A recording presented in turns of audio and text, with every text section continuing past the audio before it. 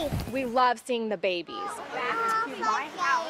Kind of the pool bells. Hey, look it! There's no shortage of cuteness at the zoo, but what you may not see is the ugly side that needs millions of dollars in repairs. It's honestly not as good as other zoos, but it's home. The mayor's office says mismanagement over the years is to blame. Crews had not been keeping up on the day-to-day maintenance at the zoo.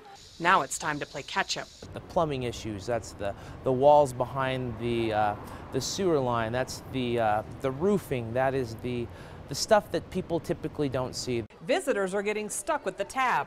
Remember the controversial price increase here at the zoo a few years back? The city says that was to pay for past mistakes. Over the years, zoo staff built an impressive elephant observation deck, but they failed to get the required safety inspections. Investigative reporter Larry Barker exposed a slew of staff shortcuts in 2009 that cost the city money. Our investigation found in 9 separate cases, the city's biopark broke the city's safety laws.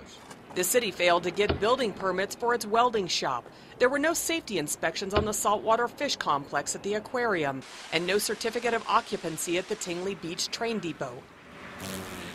And while the city employees built a beautiful budding rose garden and helped construct the Japanese garden, it pulled crews from the rest of the daily maintenance that needed to be done around the biopark. The absolutely necessary part to make the front part of the zoo and the front porch of the zoo look incredibly functional. Zoo visitors like Brittany Weldenstein have noticed the needed fixes. And I know that roofs probably need to be maintained. I saw that there was leaking going on. In some cases, it's cost the city more to use its own employees rather than use a professional construction company.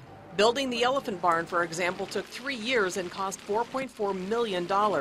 Estimates show private crews could have done the work in a year for almost $1 million less. And if it's not done right, then you don't want Albuquerque to do it because we're wasting money and all of our resources and tax dollars. The mayor's office said it was the former administration's decision, specifically then BioPark Director Ray Darnell, to use city employees on big biopark projects. At best, it's silly. At worst, it's disingenuous.